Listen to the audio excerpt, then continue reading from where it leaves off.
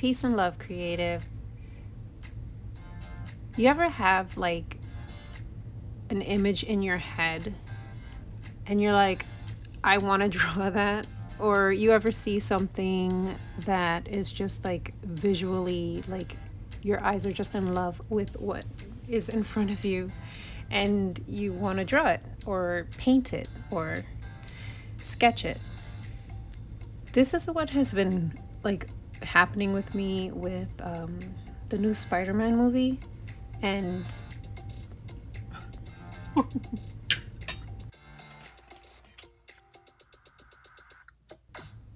and I've taken a couple of images from what I can find online and mashed them up together to make this piece. And I really like, I had so much fun making it. I think I'm getting better at laying out an image that I want in my head and then bringing it to paper. So that's always nice when you're like seeing the improvement, and I'm definitely seeing the improvement. So there are specific characters in this movie that I'm not going to mention or talk about because I don't know if everyone has seen it, and I want to respect that. So, but I did want to put those characters in this piece. Now, there's one character that is new, and the other two that I put on this piece, we all know very well. So, there's that. I'm going to talk a little bit about the sketch because I kept the sketch in just to see, like, to show, like, where I was trying to go with it and my struggles, especially with Gwen. I changed her jawline and I ended up giving her too much of a square chin instead of a pointy chin, which is what she has. I do end up trying to fix it, but I'm just gonna give you a little tip. Don't use Dr. P.H. Martin's bleed proof white if you plan on going over it with water because it's not waterproof. I know it's not waterproof. It says it's not waterproof. I know it's not waterproof, but you know, I should have used like maybe like an acrylic ink or something like that, or just waited until the end of the image, like until I was done painting the image and then gone in. I don't know. What I ended up doing just was not it.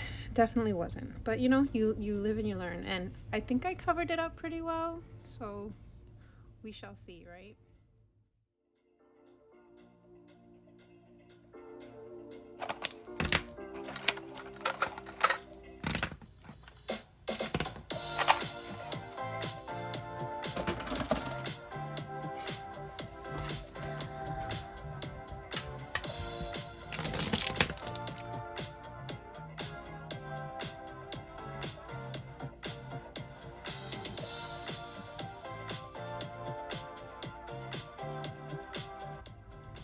It was time for me to put some line work in so that I can erase all of my lines that I didn't want to show. But I didn't want to pick a liner that was going to be super thick because I was not 100% sure if I wanted line work, you know, protruding out of the picture, or if I just wanted to be subtle. So I chose a really thin fine liner for this part, and that's why you saw me picking out so many different liners. I didn't know which direction I was going to go as far as the thickness of line work. Now here is where I tried to fix her chin, and yeah, I definitely should have used something else for it, but it is what it is. So starting off, I'm gonna use the Dr. P.H. Martin's Bombay India ink. I really wanted something like black. I just wanted no frills, no fade, a nice black ink. So I went with the India ink from Dr. P.H. Martin's, which I love. And I haven't used in a while, and I'm kind of like getting into, I think anyway, because who knows, next week I'll be like, yeah, done with inks. But right now I'm like feeling inks, and it seems like you guys are too, because I put a recent poll on my community tab, and inks is definitely in the front running of the media of choice. So that's pretty cool.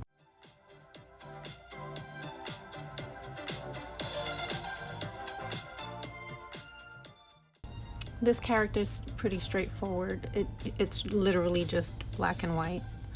I enjoy using watered down India ink for shading and shadows. I just love the way it ends up looking.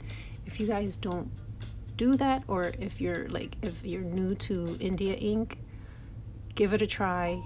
Take your ink and put it at different levels of strength as far as the ink is concerned, and oh, it's just so much fun, like the different dimensions you can make with just one color, black of all colors, you know what I mean? Now I'm using the Dr. P.H. Martin's Hydrus watercolor ink, and it's been so long since I used these, and I think because now I've been doing a lot more art and learning a lot more techniques and playing with a lot of different mediums and stuff like that, that just playing around with these inks, I wasn't intimidated. It didn't stop me from like trying new things or mixing. I wasn't worried that I was gonna get the wrong color. It was a joy.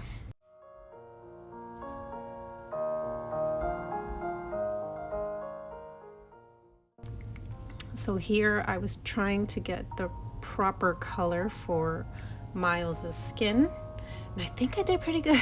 I think I did pretty good.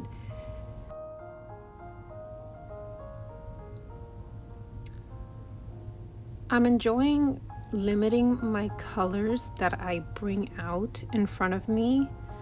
For the most part, it has stopped me from making like color mistakes. So that's very nice.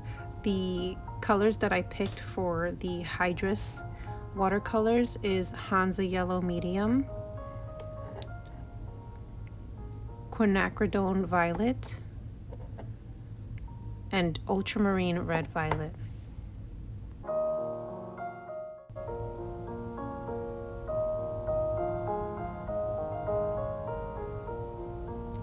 The best thing about these Hydrus watercolors are, like, number one, they're liquid, so you don't have to worry about pre-wetting or anything as far as palettes are concerned, but also they're light fast rated, and if I want to hang this up on my wall when I'm done, I can, and not worry about anything fading, which is awesome. They're made from like pure pigments. The yellow, the Hansa yellow is PY97.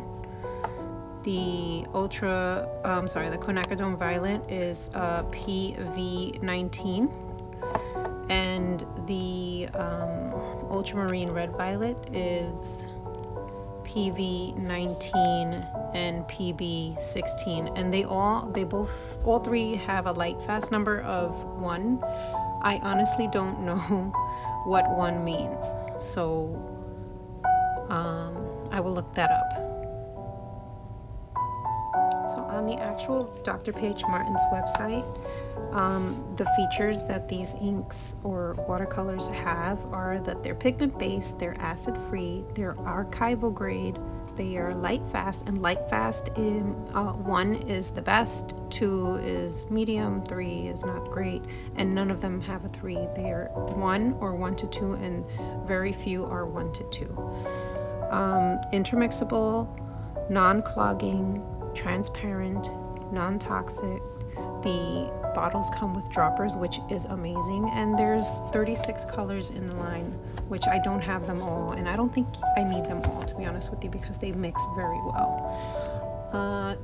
I decided that this is going to be like a mixed media kind of piece, and I went in with acrylic paint pens of different varieties, and I'm so glad that I decided to do this because it definitely added that interdimensional look that I wanted on the piece. I was not going to get that with just the watercolor inks on their own.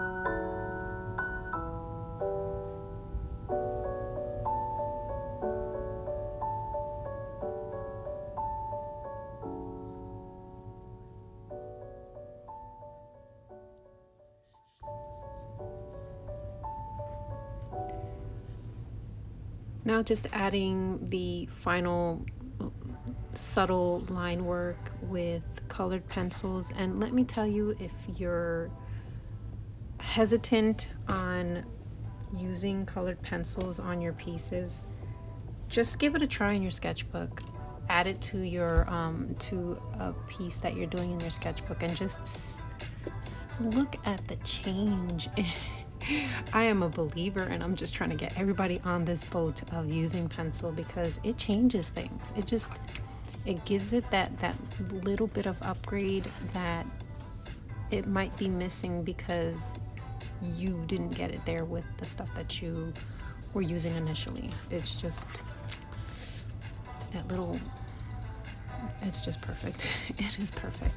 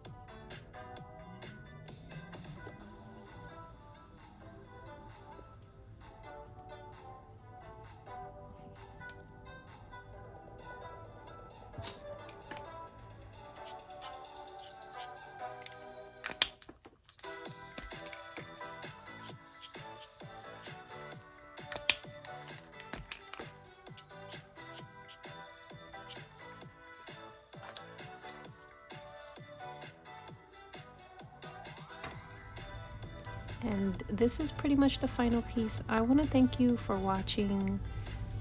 I appreciate all the support that I get every day from this community. Peace and love.